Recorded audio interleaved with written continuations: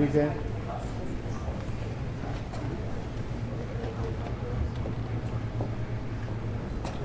All right. Hey, good afternoon. Colonel Frank Pera from the U.S. Army Corps of Engineers, Baltimore District. I'm following up on yesterday's update as far as our progress on the wreckage recovery for this plane crash here at Reagan National. We continue to be mindful of those impacted by this tragic incident, the families and the loved ones who lost their lives, but also the first responders and our local, state, and federal partners who are working diligently on scene and behind the scenes to support the rescue and recovery efforts.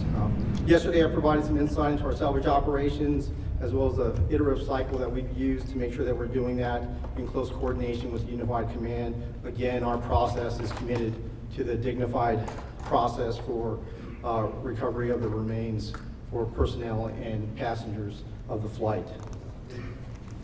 As part of today's operations, we did conduct some work stoppages associated with human remains.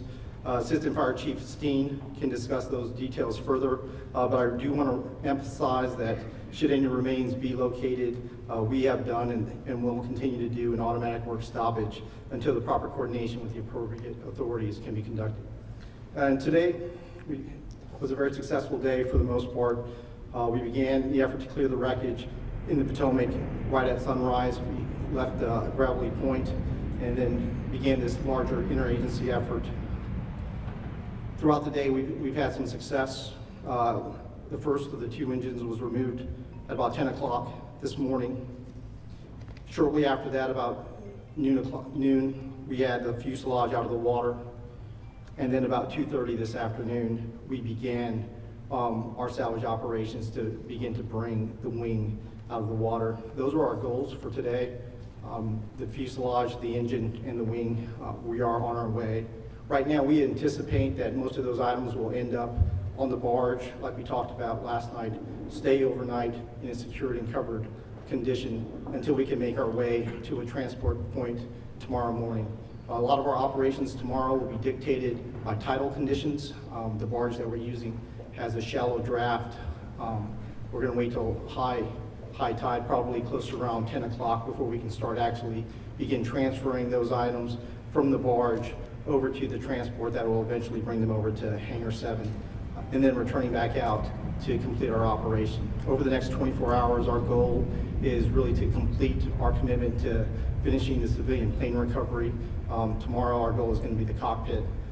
That goal may be impacted tomorrow by a couple of environmental conditions, notably the wind, but we're going to stay conscious of kind of where those gusts and sustained winds are, and we'll make sure that we're communicating that effectively. We're still committed to our dedicated plan of making sure that we plan, prep, assess before we execute. We're really thankful for all the cooperation that we've had so far from the Unified Command. Thank you very much, and I'll be standing by for additional questions, and I'll be followed by Assistant Chief Steen. Good afternoon. I'm Assistant Fire Chief Gary Steen. I would like to thank the U.S. Army Corps of Engineers, Colonel Pera, and all of our other partners that have been out through this process. We'd like to now provide an update on the recovery of operations. Throughout the day, our police and fire crews, along with regional partners, have been working closely with the U.S. Army Corps of Engineers on recovery and salvage operations.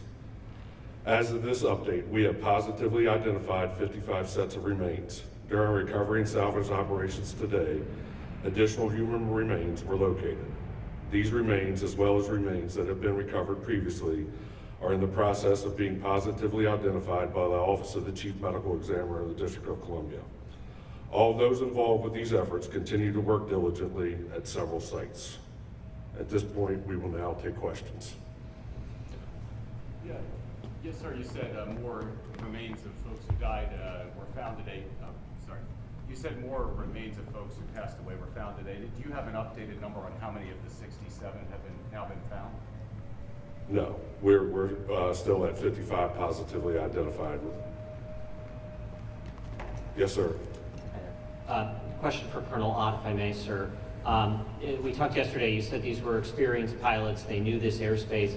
Is there any reason why Army helicopters would be flying above that 200-foot line as it appears in this case? Yeah. So I think it's important for us to not speculate, because there are all kinds of reasons that you could deviate from an altitude. You know, something as simple as a flock of birds is in front of you, or you may deviate if you see something that's an obstacle or other threat to your flight. And so I would wait and caution everybody, let's just wait until the NTSB investigation. I know we all want answers. We want to know also. But all that should come out, and we should have a better picture once the cockpit data recorders and that are analyzed. Yep. Yes, sir. Question for you. Skylar, CBS News. I know you were talking about the timeline for the salvage operation. Are you still on track with that, given the success today? I know you said that there could potentially be some challenges tomorrow. Could that delay things? Or? Yeah, so the question is about whether or not we're concerned about the timeline being delayed for our salvage operations. We do believe that we're on track. I think we were very successful today. Every day we set a goal for what we're trying to accomplish. Our goal for today was to get to the engine, the fuselage, and the wing, and we're going to be successful by the end of the day. Our goal for tomorrow, based on the reduced timeline and the environmental conditions, is the cockpit, and we equally think we're going to be successful.